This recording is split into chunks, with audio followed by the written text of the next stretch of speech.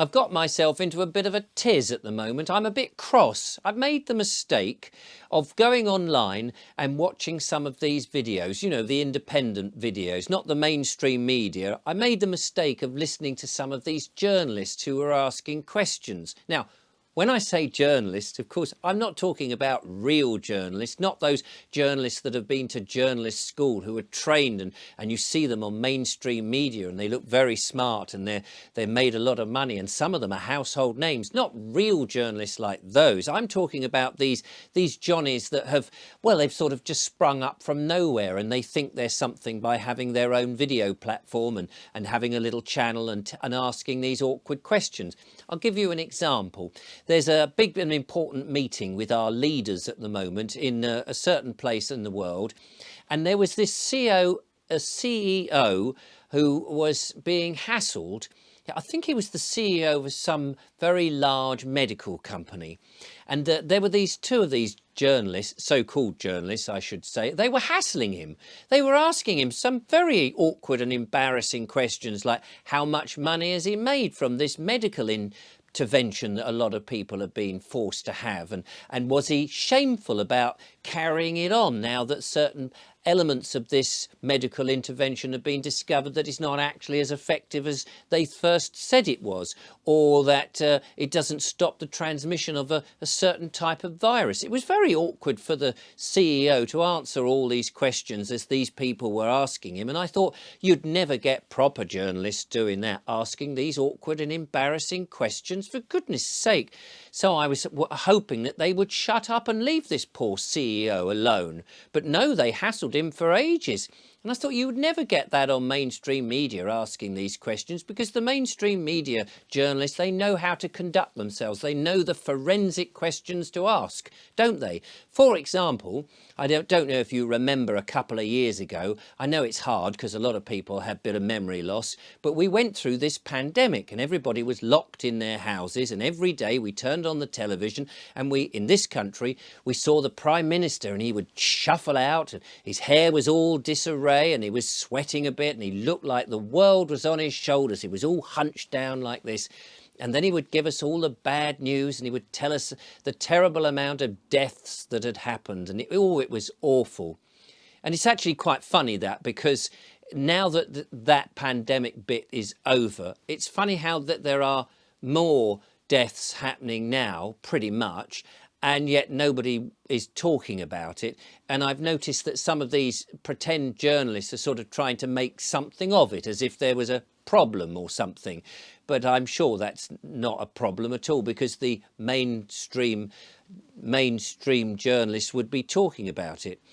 Anyway, there would be the Prime Minister and he would be gabbling on about the terrible things and how we weren't able to go and see Granny and we couldn't have Christmas and we weren't allowed to go very far from our house and we had to stay at home and we had to go out and clap and all these things, which we obediently did, of course, because he was the Prime Minister, a very benevolent man and looking after our interests, of course, and not the least having parties and enjoying himself behind the scenes. Of course, they would never do that. And then he would turn round to these other journalists, the proper journalists, the specially trained journalists who'd gone to journalist school and were household names, earning lots of money from their profession, and they knew exactly the questions to ask. And he would say, right, what questions have you got? And they would ask him these very important questions, such as, well, when can we expect to be locked down again? And when will we get this magic vaccine that you've got planned for us? And when will we have extra boosters? And all those sort of very important questions that we all wanted to know. But I remember at the time, again, just going online, which was a very silly thing to do, because there were some of these pseudo journalists were saying, well, what about the science? You know, isn't the science, there's more to the fixed science, you know, saying we're following the science. And there's this other idea that maybe we should just look after those people who are vulnerable, or those people with comorbidities, or maybe there are other medications that we could do beforehand. And why are people not able to go to the hospital if they've got this particular virus? And I thought to myself, you can't ask these awkward questions. Nobody wants to know the answers to those. Stick to what the mainstream media are doing. They know the proper questions to ask. They're the forensic ones. They're doing everything in our favour. It's like with climate change. I don't know if you've noticed that there's this thing of man-made climate change, a terrible disaster. The world is going to blow up, and there's lots of people telling us that. And of course, the mainstream media journalists, the ones that we trust and know that will ask the right questions, they of course understand how the science is fixed, and they want to know what measures we can do to stop the CO2, the evil CO2, from getting into the atmosphere and killing all sorts of things and warming up the planet. And they ask all those wonderful questions.